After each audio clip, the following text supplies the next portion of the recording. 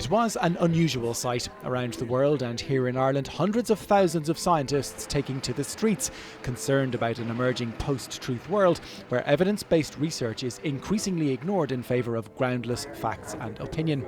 Typified by the Trump administration's attitude towards climate change, its cuts to research funding and its threat to stop scientists communicating their findings. When we touch it, the electricity is attracted. But the difficulties facing science aren't just confined to the US. Here, future prospects for children like those taking part in this Junior Einstein Easter Science Camp are uncertain. Overall, Irish science is much healthier than 20 years ago and during the recent austerity years, but issues remain. Irish science is doing great things. We can see in the level of publication, the rate at which our publications are cited, the way in which industry is coming to engage with us in all sorts of really exciting ways. There is a huge opportunity here for science, but we need the people, we need the infrastructure, we need the funding. And all agree funding's the key. The government's Science Strategy Innovation 2020 commits to doubling public and private research spending to 2.5% of GNP by 2020. That requires an extra €2 billion, yet a year and a half into the 5-year plan, government spending's only increased by around 30 million. We're spending only 1% of what we earn in GDP on essentially the future in terms of research and innovation. That's not enough.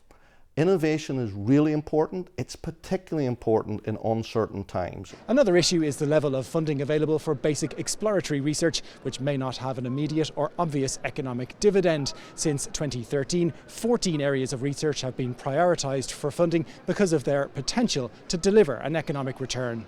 An understandable policy during austerity, but for those involved in basic research, it's creating huge problems. Science is a paradox. Some of the research that they do, pure basic research that has very little utility of direction, can sometimes provide the most useful and types of data and information that we're going to use to solve problems in society. We're really feeling the consequences of this now because we're losing people, good scientists who just won't stay here. We're really finding it hard to recruit people, and the credibility of Irish science has, I think, really been damaged by this policy. I arrived here and there was lots of funding for basic research for the type of science that I do.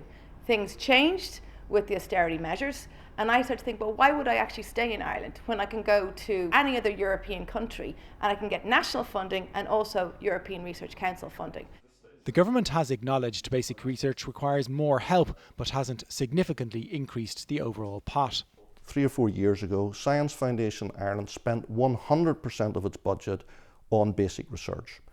The law then changed, 2012, 2013, and allowed us to fund applied research. We now spend 80% of our money on basic research, 20% on applied. So do we fund less basic research? Yes, we do. Is the balance about right? Probably we need to fund more applied research, but there's been no increase in budget. So obviously you've robbed Peter to pay Paul, so to speak. So that problem is solved by increasing the budget.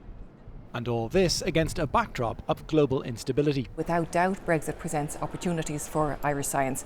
It also presents some difficulties. The UK have been wonderful partners of ours, and we very often find common cause in arguing the case in Brussels. So we will certainly lose something important with Brexit, but at the same time there are opportunities for Ireland to step in to certain breaches that are being formed and for us to attract real talent into Ireland.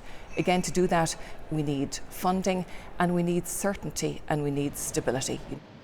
There are other issues too. To increase independence, some would like the 2012 decision to amalgamate the role of Government Chief Scientific Advisor with the position of Science Foundation Ireland Director General reversed.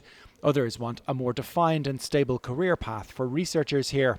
And there's also a need, some say, for science, research and innovation to have a dedicated department and full seat at Cabinet. There's hardly any country in the world that doesn't have a Minister for Science, but unfortunately we're one at the moment. And I think too, that says that science is not just some special interest, narrow interest kind of thing, but it really underpins our economy, but also that it's culturally part of our society.